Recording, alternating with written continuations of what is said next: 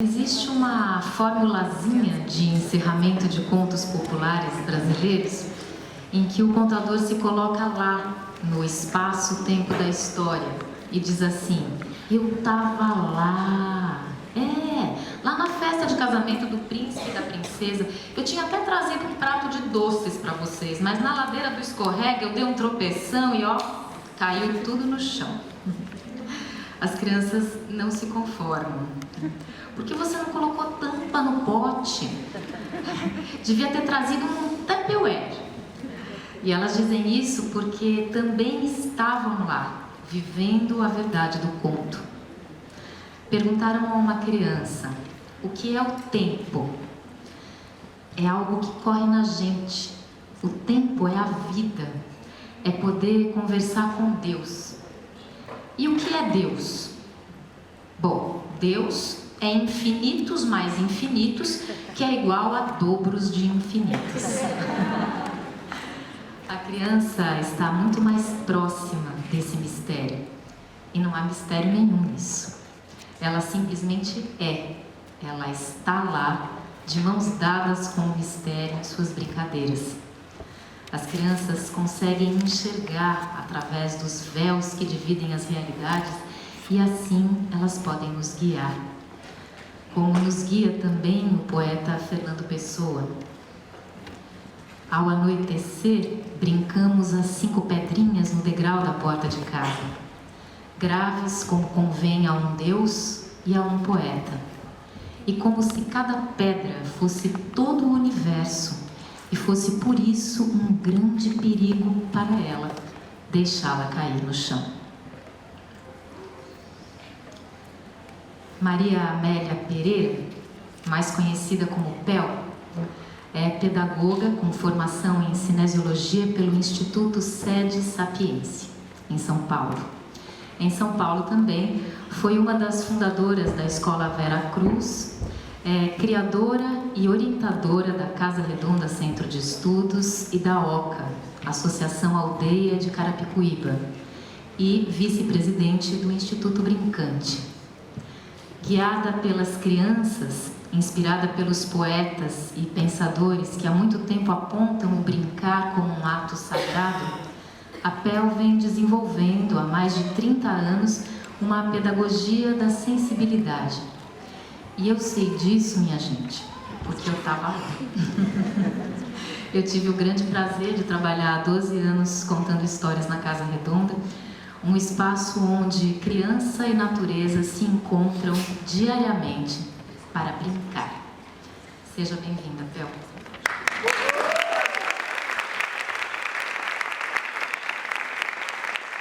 Boa tarde a todos. Meu coração está aqui muito esquentado, gente, porque com tudo que eu ouvi hoje aqui, né, eu quero primeiro agradecer esse chão dessa cidade abençonhada, como diria Miyakoto, né, pela natureza. Quero agradecer ao Instituto Alana pela coragem que estão tendo de abrir reflexões sobre temas sobre a espécie humana e a sua vida nesse planeta, né? Eu diria assim que estou muito grata pela oportunidade que eu tenho de estar aqui, né? E coragem, Marcos e Ana Lúcia, é a ação do coração. Então eu vejo que vocês têm um papel extraordinário hoje, principalmente quando a gente vê essa juventude aqui em busca justamente de um outro modo de viver num planeta que foi nos dado gratuitamente essa natureza. Eu sempre, quando vou falar, vocês podem não acreditar, mas eu fico muito nervosa. E faço vários temas, só que aqui eu já mudei vários enquanto cada um ia falando. Porque muitas coisas estavam sendo ditas e eu não gostaria de repetir aqui.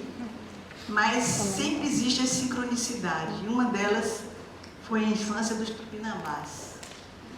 Eu queria dizer assim que anos e anos eu passei estudando livros de educação, né? Sabendo que neles a criança pouco estava.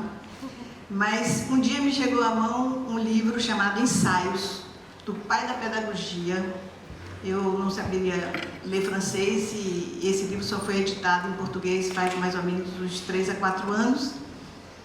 E nesse livro eu fui saber que em 1560, 3 índios tupinambás, levados por Villegagnon, portanto devem ter saído daqui do Rio de Janeiro, foram a Paris para o encontro, né?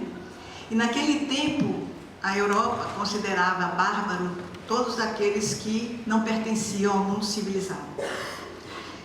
E o Montaigne, que é esse pai da pedagogia, que foi o primeiro ensaísta na literatura, portanto, o ensaio é aquela literatura que permite que você expresse a sua sensibilidade, o que você sente. Ele, após esse encontro de um dia apenas, com esses 3 índios, ele colocou que ele tinha invertido a noção dele de civilizado. Que a partir do encontro com esses 3 índios, ele passava a dizer que aqueles eram os civilizados e nós, europeus e civilizados, éramos os bárbaros. Porque naqueles índios, eles tinham visto seres humanos alegres, autossustentáveis, moravam na natureza, fortes, porque naquele tempo o território era deles, não é esse território que está sendo retirado e delimitada a possibilidade de convivência com a natureza de nossos índios, né? E, para vocês terem uma ideia, Rousseau bebeu toda essa colocação do Montaigne, que vai dar no Bom Selvagem, e pai de toda uma educação que deixou de considerar a criança como uma miniatura do adulto, e sim como um sujeito, né? Todas as experiências renovadoras vêm dessa bebida lá com 3 índios tupinambás. E mais ainda, existe um livro escrito por Afonso Arinos, quem descobrir no sebo, me avise, porque eu estou procurando faz tempo, que diz o seguinte: os tupinambás e a Revolução Francesa. Porque a partir daquele momento, a igualdade, a fraternidade e a liberdade passaram a ser consideradas no mundo moderno, né? Então, gente, isso é muito importante, só que nenhum curso de pedagogia fala isso para a gente, né? Se alguém aqui já sabia disso, eu fico alegre. Mas para mim foi uma surpresa de 5 anos para cá, né? Então, o que eu vou contar para vocês, na verdade, e aqui eu acho que está se realizando uma coisa que um grande mestre meu, o professor Agostinho da Silva, dizia da vida conversável. O que a gente ouviu aqui foi histórias, porque as experiências são histórias, e o homem é, na verdade, um ser que está nesse planeta como um experimento do universo. É que nem o Manuelzão do Guimarães Rosa, quando perguntaram a ele se ele acreditava em Deus, e ele disse: se existe ou não, eu não sei, mas que eu estou emprestado, eu estou. Então, nós estamos aqui emprestados a uma grande experiência que é a vida. E quando esse encontro assumiu o nome de Criança e Natureza, na hora que eu tinha que vir aqui para falar um pouquinho sobre a experiência da Casa Redonda, me veio logo na mente, imediatamente assim: isso aqui não é criança e natureza, isso aqui é uma unidade de 2 seres vivos, né? A criança como a espécie humana em sua iniciação à vida, e a natureza como a vida em si. Então, não é a criança e a natureza, me parece que é uma grande unidade que está aí presente, e que, num primeiro momento, essa natureza, no contato do homem com ela, por ser um elemento, talvez no início desconhecido, foi um elemento ameaçador, um elemento de defesa do homem em relação a ela. No segundo momento, essa defesa se transformou em vamos controlá-la, vamos dominá-la. E passou essa natureza a ser considerada um objeto, como as crianças também foram durante muito tempo consideradas objeto e são muitas vezes ainda hoje. Então, nesse processo da criança, da natureza como controle, aí eu boto a criança e a natureza junto, né? Na verdade, houve um processo que a gente está sentindo na pele, o que isso significou, no sentido dessa racionalização que afastou a dimensão do sensível e resultou no que a gente está vendo nesse processo de adoecimento do ser humano, né? E, claro, extinção em muitos lugares da natureza. E vejo que, e aqui me confirmou, que está existindo um terceiro movimento, um movimento que é justamente de nós nos reconhecermos como natureza. Essa é a grande passagem. Esse é o embrião de tudo aqui que eu ouvi falar. Nós estamos, justamente pela ausência desse contato, né, por esse aprisionamento que foi feito em relação à distinção do homem da natureza, né, nós estamos vendo justamente o emergir de uma nova consciência. Uma consciência que possivelmente vai não a gente ficar saudade daquela natureza anterior. Nós vamos, na verdade, nos reconciliarmos com ela, buscar de novo essa unidade. E nessa unidade, gente, está presente essa dimensão sensível. E essa dimensão sensível eu entendo como encantamento. O encantamento do mistério. Porque tanto a criança como a natureza, ambas naturezas, contêm os mistérios da vida. Se você solta uma criança de 2, 3 anos, 4, 5, 6, você não sabe para onde ela vai, mas ela vai. Tem ali dentro dela um fluxo de vida, uma pulsão de vida que se movimenta. A natureza também. Ela também está ali se construindo num fluxo que vive dentro de um sistema, inclusive de vibrações, que depende da lua, depende do sol, né? E também está ali num movimento de conter mistérios da vida. O que é a ciência? A ciência nada mais é do que o exercício investigatório de saber quem é a natureza. Ela não faz mais nada que isso. Ela não nos traz encantamento. Ela nos traz informações e conhecimentos. Mas o encantamento quem traz é eu diante de uma criança livre, brincando, e eu diante de uma natureza, entrando dentro dela e me conectando com a força que emana, possivelmente, de vários espíritos que habitam lá, né? Poderíamos chamar dos encantados, né? Então, o que eu vou trazer para vocês aqui é, na verdade, um grande mestre que eu conheci em 1982, que é uma criança de 9 anos de idade. Nós estávamos em Salvador, Lídia Ortélio e eu, e fomos convidadas pela mulher do prefeito para desenvolver um trabalho de educação com as crianças que viviam numa periferia, numa favela. Essa favela ficava na encosta de um parque da cidade, onde a classe média e média alta levava seus filhos dia de sábado e domingo.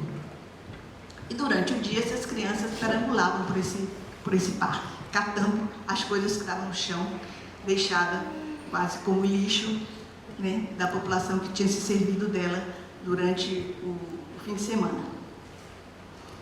E eles diziam para a gente, a prefeitura, nós não temos dinheiro, nós não temos condições de fazer creche e escolas a curto prazo para essas crianças, mas tem um parque.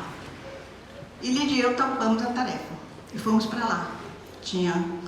Nesse parque, tinha muitas árvores, inclusive árvores frutíferas, das quais as crianças durante a semana se alimentavam, buscando manga, jaca e outros tipos de frutas.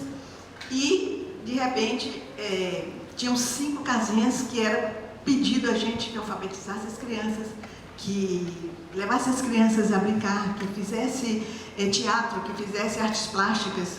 Só que as crianças que chegaram lá não conseguiam ficar dentro dessas salas. Elas queriam se movimentar. Eram crianças a partir de 3, 4 anos, quando não tinha 7 meses, porque o menino de 9 que tomava conta da irmã tinha que ir para esse parque também, né? E ali nós convivemos durante alguns meses com a dificuldade dos educadores que eram 10 pessoas, de aceitar o que eles consideraram a dificuldade da criança. A dificuldade era o seguinte: o parque era muito bonito, muito gramado, um parque bastante bem grande, inclusive, com muitas árvores, E tinha um local acimentado, que era uma pista dos caminhões, para poder, durante a semana, recolher o lixo e recolher também as quedas de árvore, de coqueiro, coco, essas coisas que pudessem ser perigosas durante o fim de semana. E as crianças chegaram e elas não, os gramados eram encostas. E essas encostas, as crianças não iam muito lá.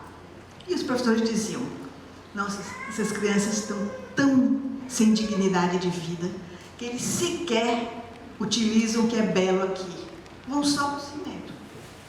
E eu disse: gente, se eles estão indo para o cimento, por alguma razão, correr no cimento e levar os brinquedos, aquelas rodas, carrinhos de lata, eles pouco usavam o seu corpo com liberdade. E assim, conseguimos amainar os preconceitos pedagógicos e rasgamos o projeto que a gente tinha feito e fomos seguir os meninos, né? E nesse seguir os meninos, houve, num determinado momento, uma criança chamada Maurício, que passou mais ou menos 1 mês a 2 meses numa árvore, próximo onde a gente trabalhava, sempre do lado de fora. O trabalho nosso era do lado de fora, não conseguimos ficar dentro das casas. E ele ficava ali olhando. E a gente deixava ele olhar. E a partir de um dia em que a gente resolveu ir para um bosque próximo, né, onde tinha uma natureza bastante rica, resolvemos ir lá e dizer o seguinte: olha, vamos catar o que está no chão dessa natureza e depois vamos ver como é que vocês podem brincar com isso. E assim foi. As crianças foram e eu acredito que esse Maurício ficava olhando para a gente, trabalhando com as outras crianças, meio que dizendo assim: quem são esses professores? Porque ele já tinha sido expulso da escola. Ele, pelas mães das outras crianças, era considerado um menino com a possibilidade de vir a ser um delinquente. Ele não tinha família organizada e ele perambulava na rua, né? E a partir desse mês anterior, ele começou a sentir que ali tinha alguma coisa que estava acontecendo diferente, né? E nesse dia ele vai com todo mundo para esse bosque e fomos, seguimos o caminho lá. E agora a gente vai ver o que aconteceu nesse dia, nessa manhã. As fotos são daqui de Ortélio, né? E eu vou começar aqui, é uma tecnologia que eu perdi. Tá bom? Bom, isso é um momento em que eles desceram do bosque, trazendo aquilo que eles tinham recolhido, que eram muitas sementes, gravetos, enfim, uma variedade de coisas que a gente começou, inclusive, a pedi-los para que eles colocassem, agrupassem, como se fosse o primeiro princípio, assim, de buscar com que eles tivessem uma possibilidade de organização com aqueles materiais.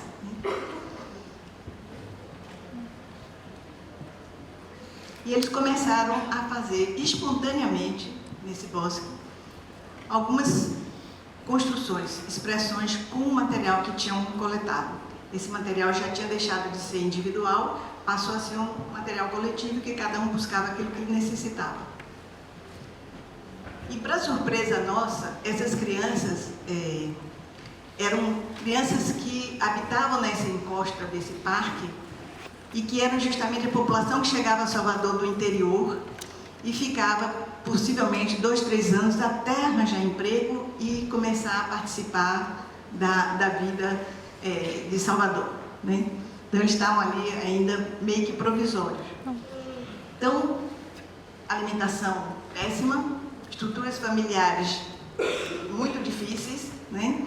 Condições de vida com as quais a gente ficaria envergonhado de ver onde moravam, né? E, de repente, o que brota dos elementos da natureza são expressões extremamente harmoniosas. Um matemático, se viesse aqui e disse para esses meninos não estão em escola, como é que eles fazem a teoria do conjunto? Só que na escola eles não conseguem aprender, mas eles já sabem. Eles não aprendem porque eles já sabem.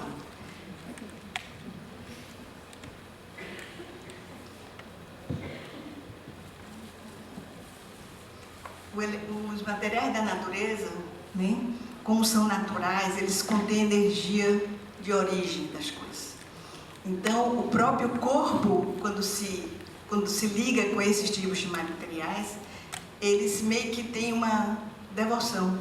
É como se eles estivessem se ligando a coisas que pertencem a eles também, né?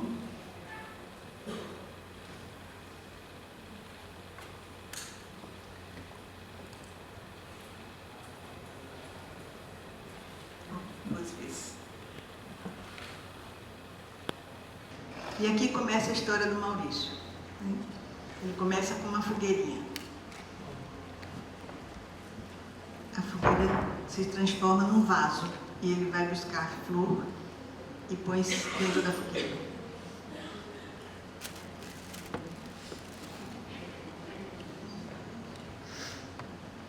Muitas vezes, alguns elementos que ele precisava não se encontravam ali nos materiais que eles tinham trazido, né? Então ele ia à mata para buscar o que ele precisava. Esse trabalho durou 1h30 de concentração de uma criança expulsa da escola. Hoje se chamariam ela de hiperativa, né?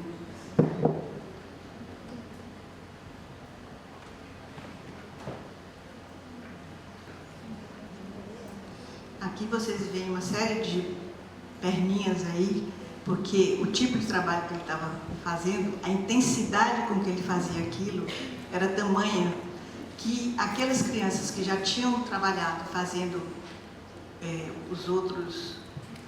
as outras expressões eram de uma escala menor. E nessa escala menor, essa daqui começou a chamar a atenção deles e eles começaram a se aproximar, com profundo respeito. Inclusive brincando de amarelinha nos quadrados que ele tinha feito, sem destruir.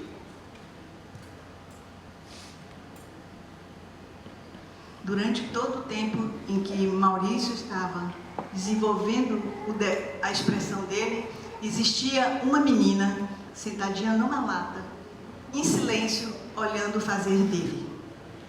Hoje, a ciência poderia dizer que os neurônios espelhos estavam aí. Sabe-se hoje que uma criança que olha o trabalho do outro, se processa no cérebro dela um próprio desenho que está sendo escrito no chão aí, né? Eu não sabia disso naquela época, assim, mas sabia que era uma coisa extremamente importante que estava acontecendo ali.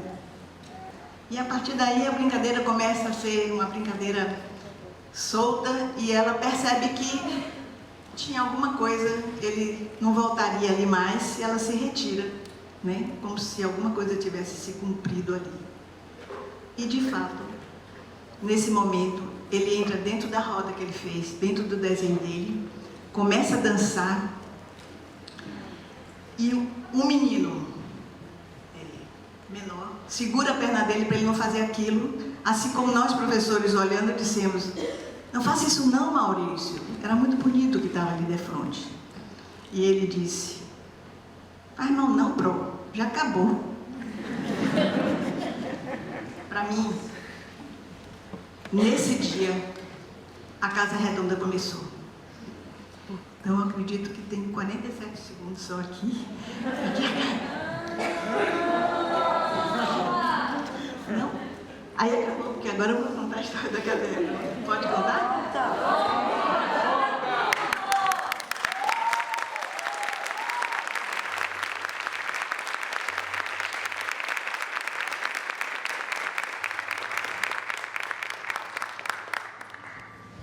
Cada vez que eu vejo essa história, me confirma realmente essa unidade da criança e da natureza. Ela foi dividida, ela foi cortada por uma racionalização que hoje a gente tem que recuperar e restaurar, porque ela está dentro da gente e está dentro da natureza, né? Então agora vocês vão ver um pouquinho quem é a Casa Redonda, né? Uma líder arquiteto fez uma casa redonda porque eu queria uma casa que entrasse luz do sol, luz da lua, luz das estrelas, né?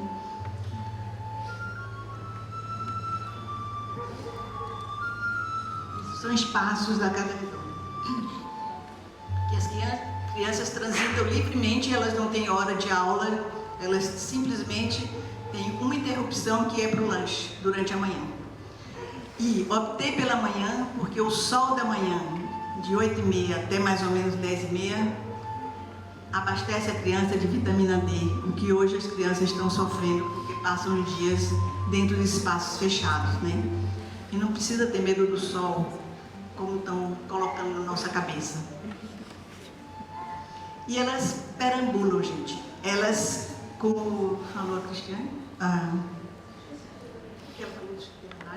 não, que eles andam, quer dizer, esse espaço são 5.000 metros à disposição delas, né? Elas transitam ali livremente com o parceiro que quer ou sozinha e brincam. Simplesmente é um espaço para a criança brincar. E como a natureza é uma coisa bela, gente, a gente cuida dessa natureza, e eu acho que o que está se faltando para um país de tamanha beleza na sua natureza é que a gente permita que as crianças convivam em belos espaços, né? Não tem separação de idade, as crianças de 2 a 6 anos convivem juntas, né? Ao tempo das flores, aos ritmos, aos ciclos, né? Aos lanches que são, de repente, jabuticaba, banana, caqui, convivem com os macaquinhos, com os esquilos e com outros tipos de animais também que lá aparecem, principalmente os pássaros. Como vocês disseram, não precisa mediar a criança na natureza. De fato, não precisa. Mas é preciso que o adulto que está ali acolhendo a criança tenha uma consciência dentro de si da importância da natureza, porque não é simplesmente colocar a criança na natureza, é preciso a consciência de que a natureza é importante e a criança precisa comungar com ela para se desenvolver. Ora, gente, a gente está com criança agora de 2 anos que a gente não recebia. Eu estou percebendo assim, que as crianças de 2 anos, na verdade, estão se verticalizando. Elas estão vivenciando a luta com uma lei da gravidade. Elas têm que ficar de pé, por isso que elas caem tanto. Se elas não exercitam isso corporalmente, né, como que elas vão se elevar? Porque o movimento das crianças, por exemplo, vocês vão vendo aqui, eles não têm medo de ficar sozinhos na natureza. Isso é medo de adulto. A natureza não amedronta as crianças que convivem com ela. Subir, se elevar, é um movimento constante do ser humano. Afinal, ele está ali com um crescimento corporal, com os ossos se verticalizando, quer dizer, uns 7 primeiros anos, praticamente ela percorre o que a humanidade percorreu em muitos anos, né? E é preciso que, eu digo sempre assim, não adianta, não temos que fazer uma escola para desenvolver inteligência, nós temos que fazer uma escola para que a criança possa exercitar sua inteligência corporal, física, emocional, mental e espiritual, e que junte isso da forma dela, com a singularidade dela. Porque aquilo que o Maurício fez ali naquele dia é a possibilidade de todas as crianças. Assim como o primeiro homem foi à Lua, e todo ser humano também foi à Lua, né?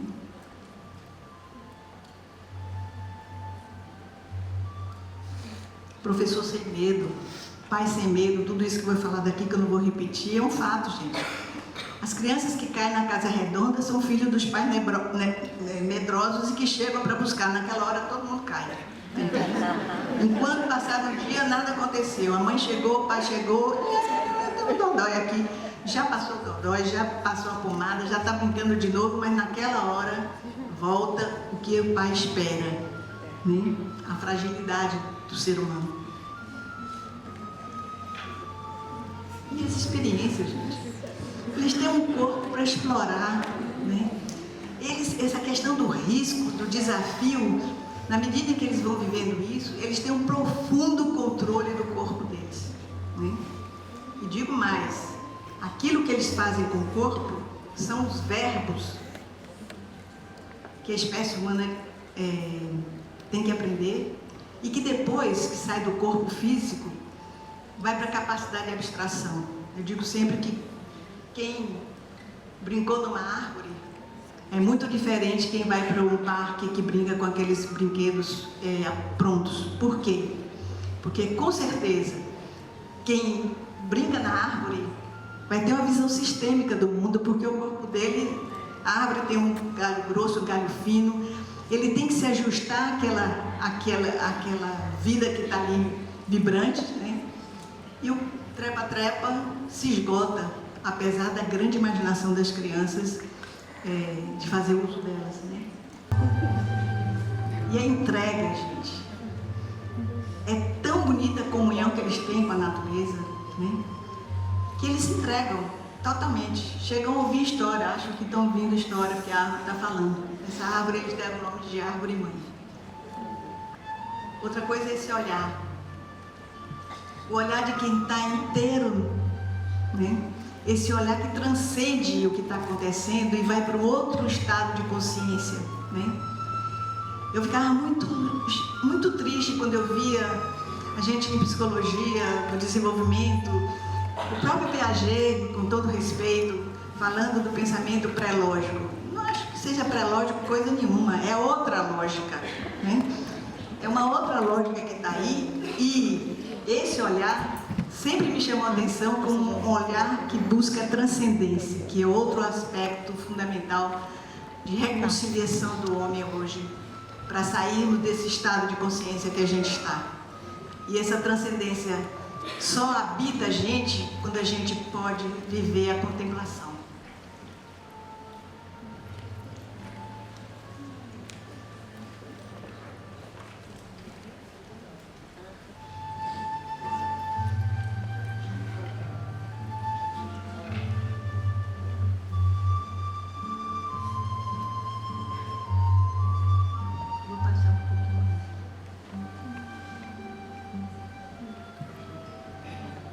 As ajudas, os vínculos, né, que vão ser estabelecidos é outra coisa fundamental, que é a liberdade das crianças, de um espaço para brincar, sem interrupções, que possa se esgotar o interesse dele até o fim, que se cumpra o começo, meio e fim, e os vínculos afetivos que vão sendo criados. Essa restauração de unidade do homem com a natureza é a possibilidade de harmonia, de afeto, de existência novamente de uma ligação entre a cabeça e o coração.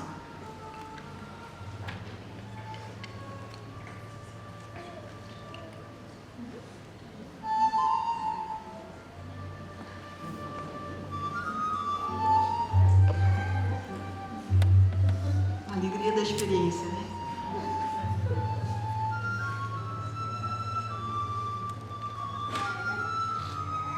E eu vou contar para vocês uma coisa que eu soube também recentemente, que no final do século XVIII para XIX, o avô do Darwin escreveu um livro chamado Templo da Natureza. Era o começo já da Revolução Industrial na Inglaterra, né? E ele já alertava o homem de que a natureza não podia ser só considerada um elemento de recursos para o ser humano. Ela em si era uma força espiritual. Isso em 1800 para 1900. Portanto, esse caminho que a gente está percorrendo aqui hoje, podendo estar junto, conversando sobre isso, vem de uma longa história, porque o homem e a evolução é teimosa. Ela vai insistindo e a gente vai chegar lá, com certeza, como diz o Richard, né? Na medida em que possamos colocar as crianças em contato com a beleza, né? E restauremos essa unidade com a natureza.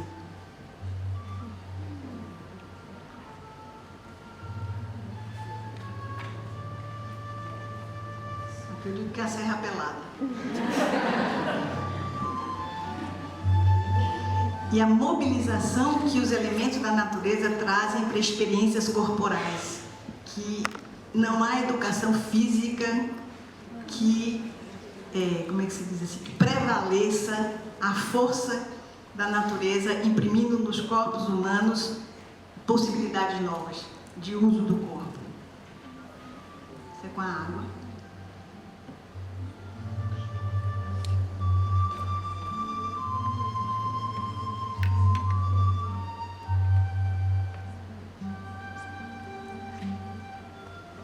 diria assim, se as escolas pudessem colocar os chamados hiperativos, porque eu não acredito que o problema é hiperativo da criança, mas é hipoativo das instituições educacionais, né? Se colocassem eles em contato com o fogo, você veria um crescimento dessa criança enorme, porque o fogo como elemento, ele traz o limite próprio do elemento em relação com a criança, né? Ela não ultrapassa, porque se ela ultrapassar aquilo que ela pode conter, ela vai saber que tem que voltar para trás. Não precisa o professor falar. Vocês pensam que eu não me assusto quando vejo isso? Me assusta. Mas eu confio nos anjos da guarda. Porque a necessidade de experimentar, ficar de cabeça para baixo, é ver o mundo de forma diferente. E isso vai levar a criança a não ter um mundo homogeneizado. Ele pode ser visto de outra forma.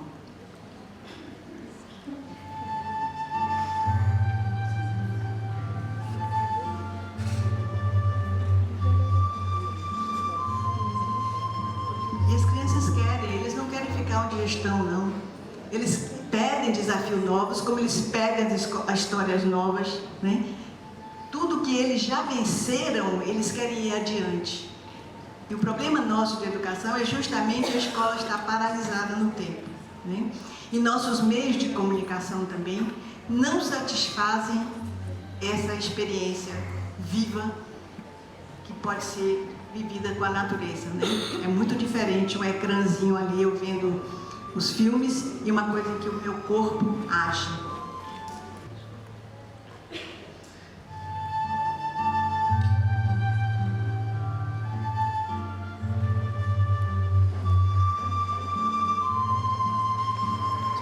A natureza é a mãe terra, ela é acolhedora, ela é nutridora, né?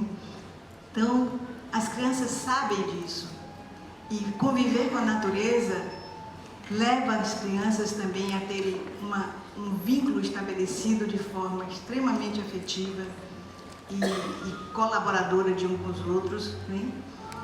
É isso, gente. Deixemos as crianças caminharem em paz na natureza, porque o mundo estará salvo se a gente assim o fizer.